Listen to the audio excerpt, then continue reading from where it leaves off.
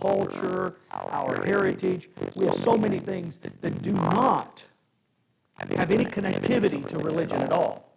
And the irony is that their problem is much more dangerous because they see it in connection to their holiness.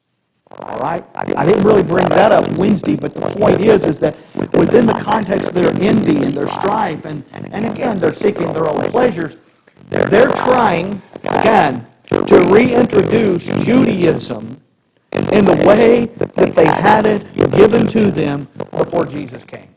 The way they liked it best. It had a superficiality. It really had a carnality to it. There's no question of that. But it worked well for them, right?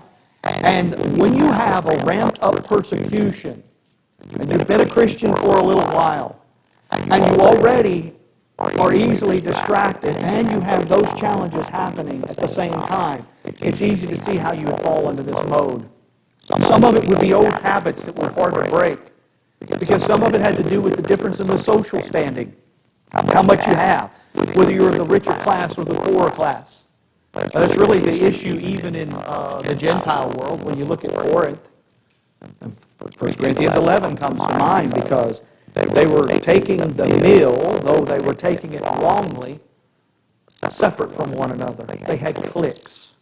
You know, I will have my Lord's Supper with Joe and these folks over here, but I won't have it with you. That's the ideal.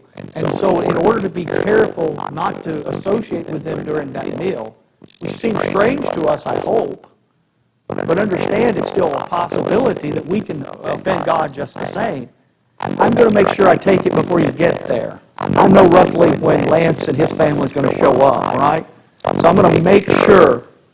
Now, again, it's difficult for us to understand, but we'll get there and make sure we get that done before he shows up. Because I don't want to have anything to do with him and his family. If I may borrow your family. You see my point? And so this is where James deals with this quarreling in and among them. All right? We do some of the same things because we have associates. We have things with people we are more interested in. We have people that we may feel less comfortable with. And we have a natural cliques just because of the things, again, because of our interest. But this is where it all happens. He says, the one thing that is fundamental, that's universal for all time, is this: where does all of this start? Where does this come from? Justin, where does it come from? Correct? Right?